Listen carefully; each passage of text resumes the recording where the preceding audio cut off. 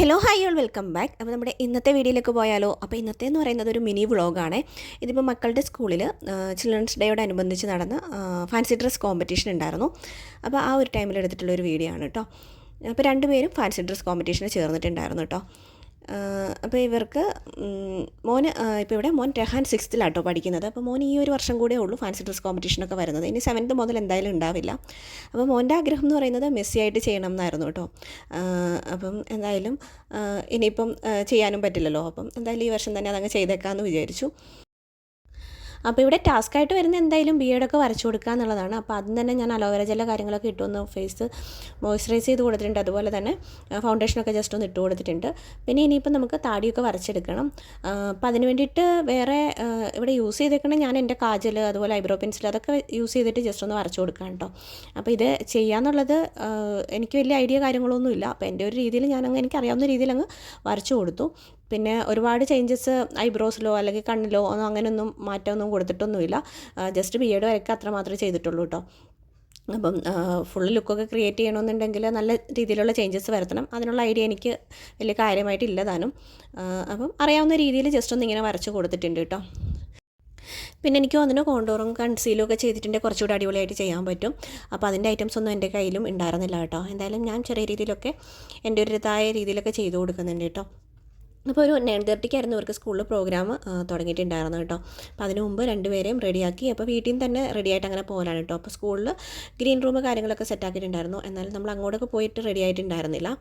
വീട്ടിൽ നിന്ന് തന്നെ അങ്ങ് റെഡിയാക്കി പോകാനെന്നതായിരുന്നു എനിക്ക് കുറച്ചുകൂടി ഈസി ആയിട്ട് തോന്നിയത്. നന്നായിട്ട് ടൈം മാനേജ് ചെയ്ത് അങ്ങനെ കൊണ്ടുപോകാൻ പറ്റുള്ളൂ രണ്ടാളെയും.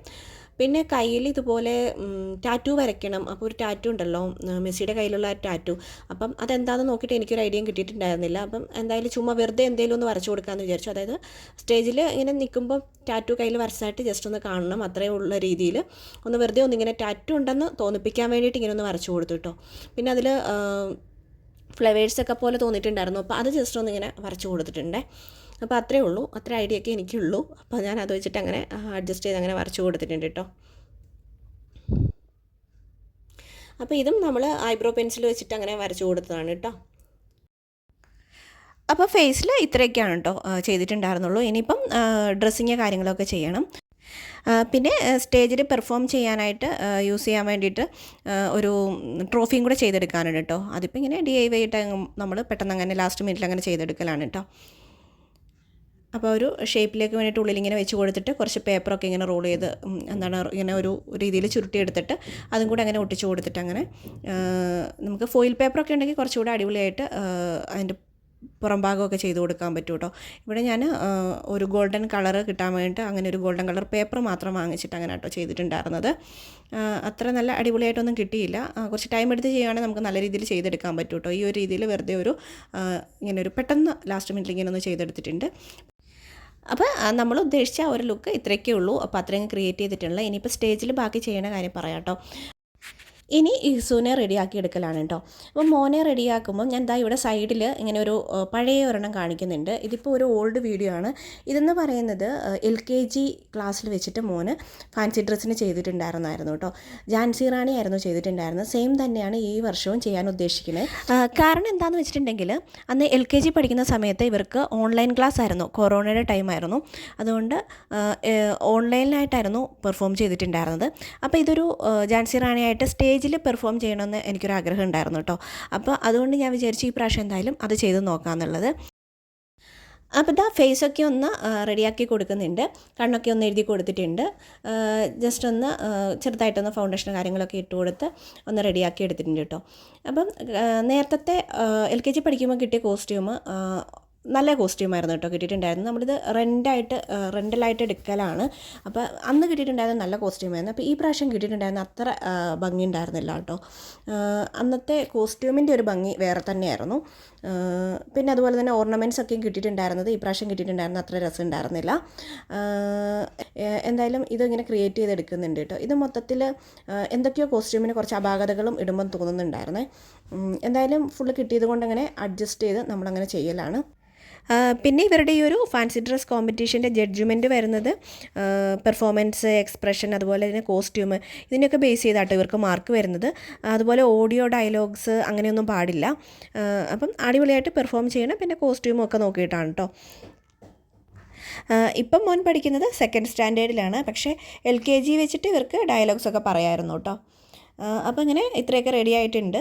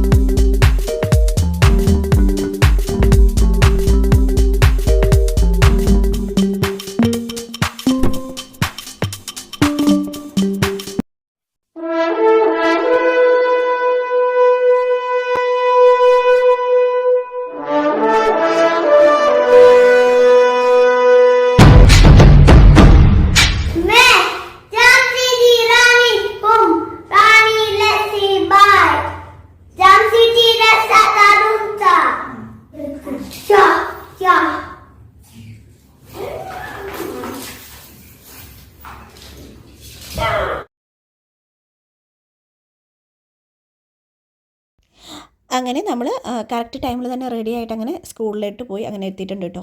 അപ്പോൾ സ്കൂളിൽ ചെന്നപ്പം അടിപൊളിയായിട്ട് കുട്ടികളൊക്കെ നല്ല രീതിയിൽ റെഡിയായി വന്നിട്ടുണ്ടായിരുന്നു കേട്ടോ. അപ്പോൾ ഒരുപാട് കുട്ടികൾ പെർഫോം ചെയ്യുന്നുണ്ടായിരുന്നു. അപ്പം നമ്മൾ ചെന്ന് കുറച്ച് കഴിഞ്ഞപ്പോൾ ഫസ്റ്റ് സ്റ്റാൻഡേർഡിനായിരുന്നു സ്റ്റാർട്ട് ചെയ്തിട്ടുണ്ടായിരുന്നത്. അത് കഴിഞ്ഞ് കുറേ സമയം നമ്മൾ വെയിറ്റ് ചെയ്തിട്ടാണ് കേട്ടോ ഇവരെയൊക്കെ വിളിച്ചിട്ടുണ്ടായിരുന്നത്. അത്രമാത്രം കുട്ടികൾ പാർട്ടിസിപ്പേറ്റ് ചെയ്തിട്ടുണ്ടായിരുന്നു. എല്ലാവരും തന്നെ നല്ല വെറൈറ്റി ആയിട്ട് നല്ല അടിപൊളി കോസ്റ്റ്യൂംസിലൊക്കെ ആയിരുന്നു കേട്ടോ വന്നിട്ടുണ്ടായിരുന്നത്.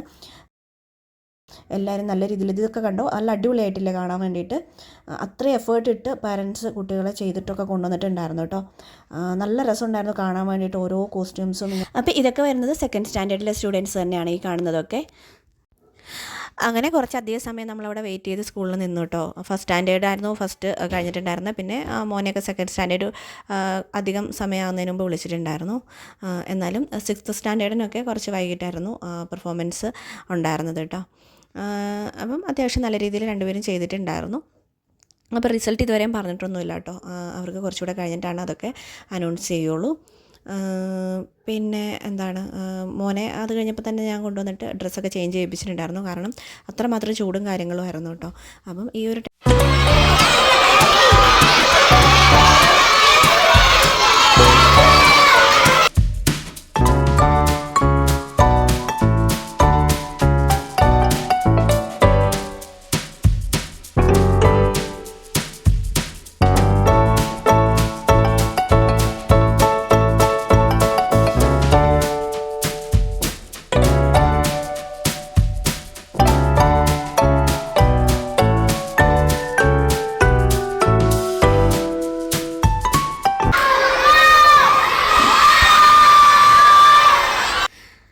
അപ്പോൾ പെർഫോമൻസിൻ്റെ കുറച്ച് ഭാഗങ്ങൾ ഞാൻ ജസ്റ്റ് ഒന്ന് ആഡ് ചെയ്തതാണ് കേട്ടോ.